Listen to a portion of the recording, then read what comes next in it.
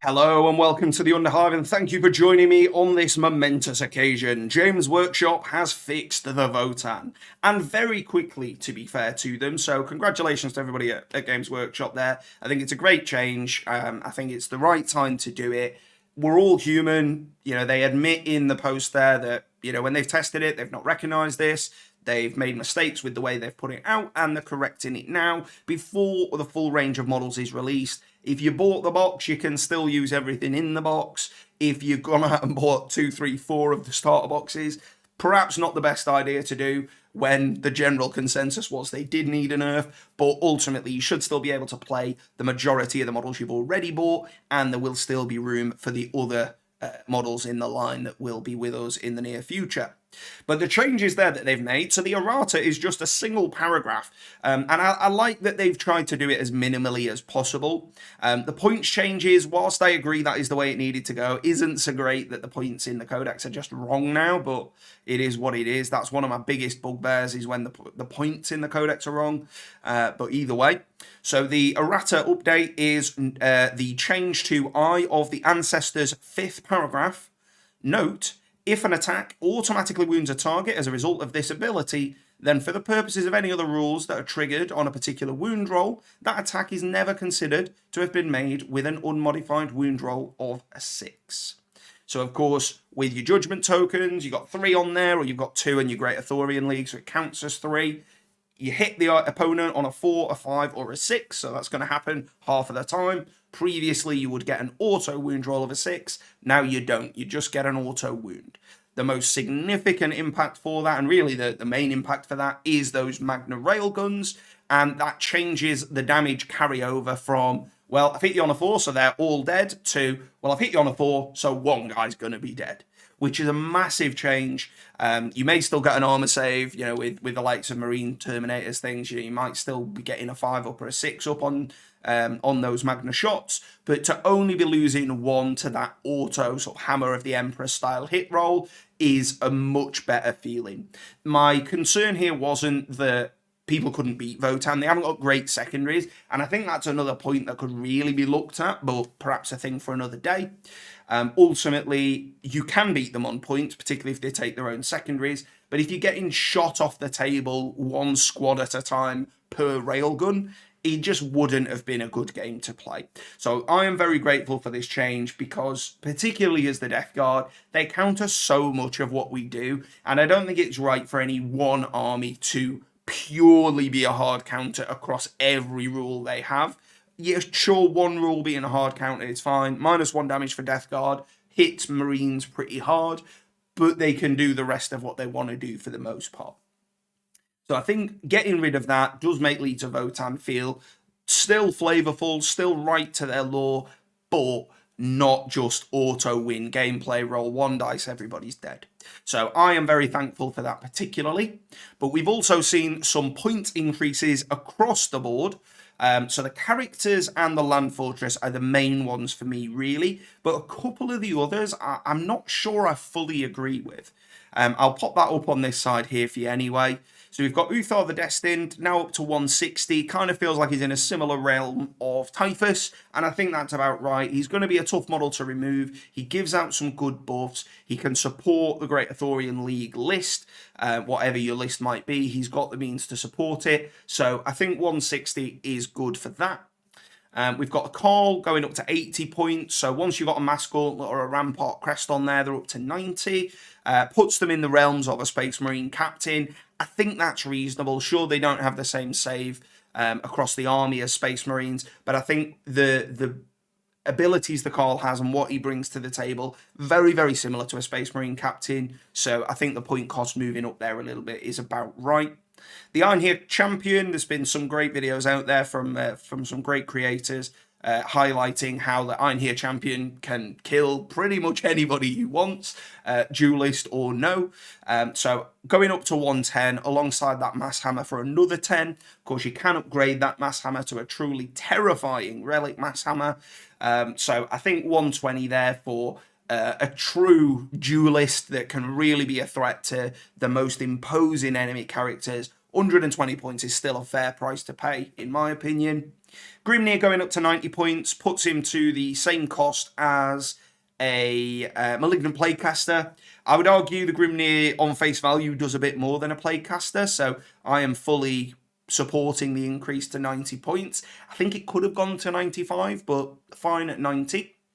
The Brockier Ironmaster up to 90. Again, I think he does more than a Tech Marine does, so being that slight bit more expensive than a Tech Marine feels appropriate to me. The Hearthkin Warriors going from 11 to 12 points, I think poses a pretty significant points increase for a variety of armies, given that they're going to be the way you fill out your battalion. A squad of 10 costing you 10 points more, squad of 20 costing you 20 points more. Doesn't sound an awful lot, but when you have to have 3 squads of those to fill out your battalion, suddenly that's, you know, between 30 and 60 points just added on already. We've got potentially another 30 to 60 points added on, depending how many characters you were looking to bring. So already we're in the realm of about 100 points. The Einhir Hearthguard, the Terminators, have gone up to 45 points. Now, whilst Deathwing are, particularly Deathwing, but Dark Angels aren't exactly stomping the meta. There are some particularly gamey lists that are all Deathwing Terminators, Inner Circle and Permanent Transhuman, and they don't feel like they're at the right points cost if the Einhir Hearthguard are 45, in my opinion. Of course, a further 10 if you want that Concussion Hammer, which is a reasonable pick if they're going to be getting in there and dealing some big smacks to the face. So I think 45 might be a little bit excessive. I think 40 might have been the sweet spot there, but it is what it is. Chthonian Berserks going up to 30, I'm fully in agreement with. They're a fantastic Repentia style unit. They'll get in there, they'll kill something, they will kill it well. They might then die, but of course, despite that low save, you can't reroll wounds against them, and they have got that feel no pain. So then it's not to say that they'll go in, kill something and die even, but 30 points, I think for that level of melee output is about right. The Hernkin Pioneers on the bikes, I don't think needed to be increased in value. They are pretty good, that they're fast and obsec, and of course have some shooting options, have some utility options in terms of the searchlight, the scanner and the comms array. But ultimately for me at 35, I don't think they're too expensive, but they're on that verge of you're probably not going to want 3 squads of them now. The Sagittar, the small transport, up to 130. It is more to the party than the likes of a Rhino. It has got, in my opinion, more shooting utility as well as being a transport. So I can understand it being more than a Rhino. I think I'd have landed on 115, 120 rather than 130, given all the other points upgrades. But 130 it is for the time being.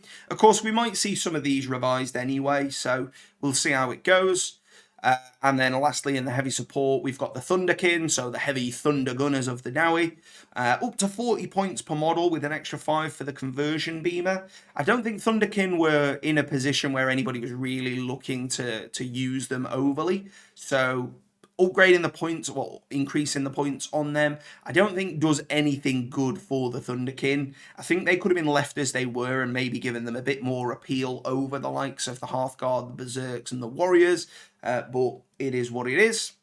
And finally, the Hecaton Land Fortress, it's gone up to 300 points. Of course, the Railgun isn't quoted there as a points cost, so that would be included in the 300. Personally, I think I'd have liked to have seen it with perhaps just 250 for the Hecaton Land Fortress and the Railgun be a 50-point upgrade, with the other option being either cheaper or free, just to make sure that it's not punishing those who didn't want to spam a Railgun. But the Hecaton Land Fortress is very tough. It's got good mobility compared to the rest of the army. It's got a ton of firepower on it. It can receive buffs from the likes of Uthar. So ultimately, it's still going to get work done for those 300 points. That might be a little bit excessive. And I only say that given that the secondaries available to the Leagues of Votann on the likes of secondaries that even the Death Guard have in terms of spread the sickness, but also things like Necrons and Sisters. You know, Sisters can pump out 11 points very easily in the first turn if they can get onto 3 objectives, which isn't that hard given they have got some very mobile units. Ultimately, I think that the points increase hurts them on their secondaries as like a double down. Ultimately, they're still going to feel strong. They've still got all of their rules, essentially, besides auto hits being auto wounds of a 6. So you're only really losing on the railgun. Besides that, in the games that I've seen, because I haven't played against them myself, but in the games that I've seen, they did look strong as an army, even without the likes of the railguns in there. So I don't think the points upgrades are going to be too detrimental, but I think their secondaries, and really secondaries as a whole, could do with a look at, because there's a significant disparity at the moment between armies that can really, really play for points and don't demand an awful lot of the datasheet, but still have some good datasheets, and armies that really rely on the quality of the datasheet to even score a meager amount of points. And whilst Warzone Nephilim isn't going to be with us forever, there will be another Warzone in the future. I am interested to see what happens with secondaries, because I think that's one way that the armies can be balanced, but it is a contentious way to balance something when the likes of Sisters aren't necessarily weak to begin with, but they have fantastic secondaries compared to an army that's just been nerfed pretty heavily, but that can't score in that same way. So that's the next sort of change I'd like to see from James Workshop. Do you agree with these changes? Do you disagree with them? Do you perhaps think this is an overreaction? Would you have changed anything different? Please do let me know in the comments. It always really means a lot to me if you take the time to get involved. So thank you so much for that. Otherwise, I will see you next time in the Underhive.